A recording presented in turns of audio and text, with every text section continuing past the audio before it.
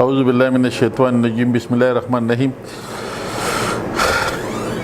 دا جاوید نوم دی ولد نظر محمد سرکی ټټاری دی چې چاته وایي زه آیسای کې ما چاته وایي زه په یو محکمه کې چاته بله محکمه یادوي او د خلکو نه د ملازمت په پیشه باندې کې چې تا د ملازمت یا د تا ته نوکري پیدا کوم د هغې په نسبتي پیسې وایي. موږ ته په 1100 باندې تسبیح الله ولد پیر حبیب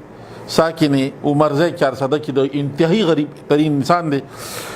د 3,50,000 روپۍ غستی دي ورته وایي چې نوکري د لګورم او هغه وایي چې زه در په دې کې څه کوم نوکري دي پتان در وړي پیسې رانه ووالی په د دنیا مخلوق پیسې دي په هغې کې مونږ کیس رجسټر کو او دی مونږ نیولې د کسټډي ول اغستې را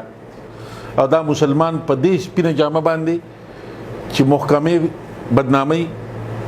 دا ژوند علم عزت له تیري خو دغه ما ته ښکاري د دغه عزت سره هېڅ کار نشته. دا مخامخ ولاړ دی د دنیا مخلوق نه ګیرې لکه پیسې په دې چروالی دي. نو دا یو میسج ورکوم چې وروره د خدای ته وګورئ چا له پیسې مه ورکوئ د دې لپاره چې یاره د پیسې واله او ماله نوکري چې رزق هم الهي دی نوکري چې ستا په قسمت کې الله تعالی به د اوزو کوزو تعالی نوکري درکوي خو دې مسلمان باندې چې دوکه کېږي او دله پیسې ورکوئ دا ولاړ دی ورته یعنې پیسې والي په نوکرۍ په دغه باندې مخامخ ولاړ دی. موږ سره خانمۍ تاڼۍ سره زیر حراست دی فلحال راتلی شي خپل تپوس ترې کولی شي کني جیل کې به خو چا نه که پیسې والي د نوکرۍ په باندې نو دا نوکر پیشه نوکرو والا نه دی دا ډاکو دی د خلکو نه پیسې په دې طریقه باندې په دې بانو باندې وهي. جاوید مې نوم دی د سرکي ما د تسبیح الله دی له نوکرۍ کې پیسې راکړې وې نوکري ونه شو هغې کې په ما یې پایار وشو نورو خلکو نه شوره دا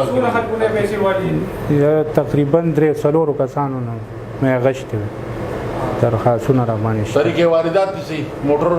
خبره کوله ولا موټر مې جی عدنان په نوم دی او هغه نه مې په رینټ باندې چې کله مې په کار یې راله مې اوس یې انجیل کې بدل کړ ملګري را سره نشته جی نه جی نشته